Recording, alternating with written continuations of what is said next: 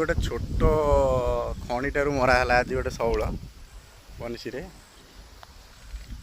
बेंग ये बेंगटा देखा तो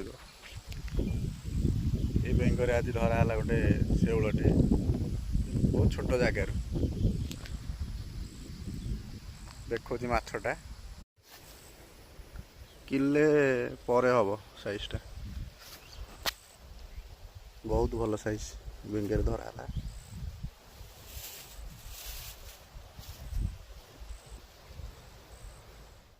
मेसीन रे ओजन करिया शौलटा केते केजी होची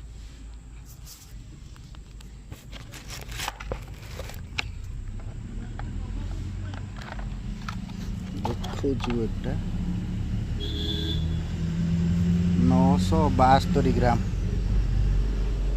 किले खंडे दर किले रु 26 ग्राम कम